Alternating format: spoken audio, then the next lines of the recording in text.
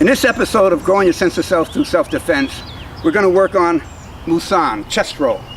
So we've already worked on face fall with the triangles, and we worked on a back fall. Face fall, somebody might push you from behind, stumble and trip, most common way of falling. Back fall, somebody might push you from the front, your feet go off, maybe you're skating, you're on a hoverboard or something for the first time, pushed up top from the front. If this was your body, your feet, and your head facing that away, we were doing this face fall, and we were doing this back fall from the feet. Now we're going to in the future work from up here and do a face fall and a back fall this way, jumping face fall, jumping back fall. But what happens if you come down this way, head first, straight down? Well, that's what a chest roll is for. So my partner today will be a longtime friend, 10 years, Miss Cathy. Yes, yes. So what we're going to do, we're going to start low. We're going to go easy, like you always do. And anytime you're doing a falling skill, the goal is to protect the key organs, the inner organs and the head, and to disperse the impact out over space and time. In all of our falls, we do that. So let me show you what low face fall looks like here. All right, in a chest roll, the key things are, if you're coming down this way, you're going to, in this case, land with your hands this way. We try not to do that with a face fall, because of the tendency to try to stop yourself. Well, here you're going to have to take some of the speed off because it's the only part of your body that can really reach the ground coming down. So we're going to start like that, and you engage the muscles to take some of the weight. Key thing is arching the back and rolling down the torso and upper parts of the leg. That's the dispersing of the impact over space and over time. So the low way to start is almost like you're in a push-up, and all we're going to do from this position is just to start muscle memory, reach down, touch first with your chest, upper chest, and like with a face fall, get your head out of the way. So it's like this here and arching your back, right? This here and arching your back, all right? So, just Cathy, you want to try down here?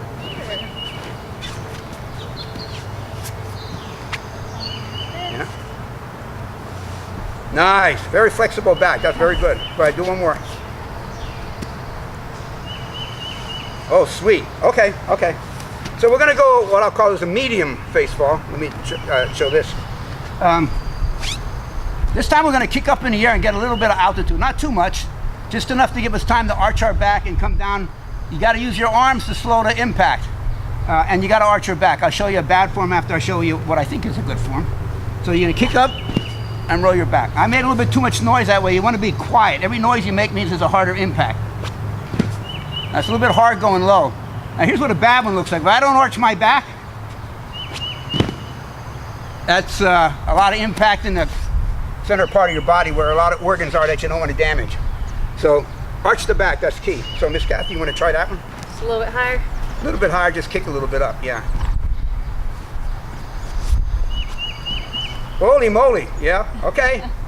She's a natural. One more? Yeah, do one more, please. Maybe that one was lucky. Wow, okay, very good. Okay, good.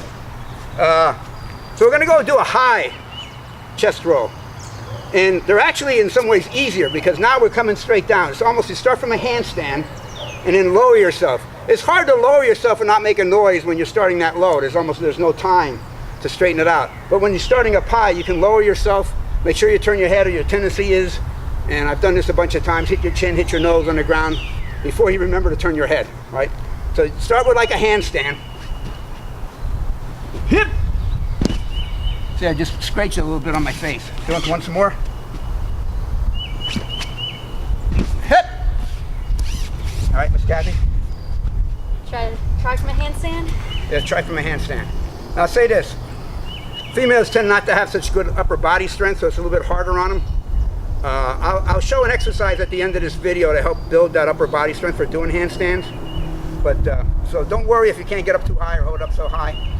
Wouldn't want to hurt myself. You wouldn't want to hurt yourself, yeah. Of course, right. of course.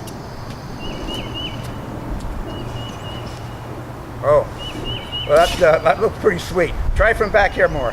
Beginner's luck? Yeah, beginner's luck maybe. A little bit too flexible, I think.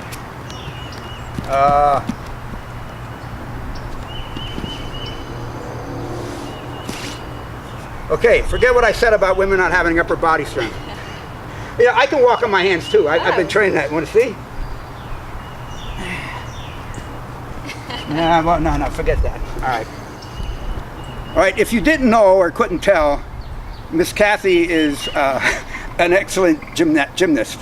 She's trained for what, 18 years? Yes, yep. Yeah. She's outstanding. She national championships. A couple of them, level 10. Worked my way up from 4 to 10. So. Wow, and won a bunch of medals in these.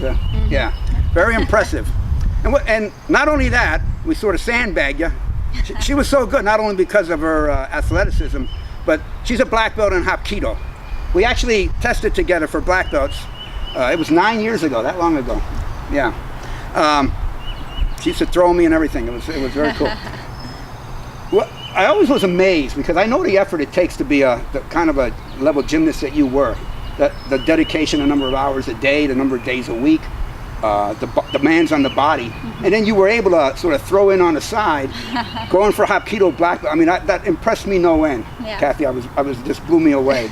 So it was a joy when we were training together. It really was a lot of fun working with. And I think of all of the masters I worked with that trained with the other athletes that trained in martial arts, I think you were probably the best athlete that I ever trained with. So it was an honor to work with. It really was. And I want to ask you a question. So when we train in martial arts together and we're doing the surrendering control and going into pain for one another and trusting in one another and honoring the trust, accepting those gifts, do you have a sense of it making some kind of a special bond? I do.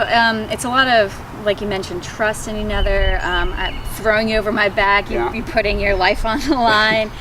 It's really, it's kind of a journey, and the group of people that you do it with, even though you haven't seen each other for years, you're still bonded in that way. Yeah, it was really sweet. So I thank you for coming. Yes, of course. Yes, very nice, very nice. So Miss Cathy, and I will put in video or links to videos of her doing Hapkido and gymnastics as part of this, as a link in this video. So you can watch if you want to see Cathy do some more stuff. That's all right with you? Yeah. Okay. All right. Thanks for coming. I'll see you again next time. Kamsahamnida. Toodles. Bye. Well done. Wearing socks and no shoes, stand a few feet away from a wall or a door with your back towards it. Put your hands on the ground in front of you. Raise your legs one at a time so they are resting on the wall. Walk your hands towards the wall while walking or sliding your feet up the wall. Get your hands as close to the wall as you can, holding your weight and balance. Slightly lower and raise yourself in vertical push-ups to exercise the handstand muscles. Come down from the wall by walking your hands back out until your feet, one at a time, can be moved back to the floor.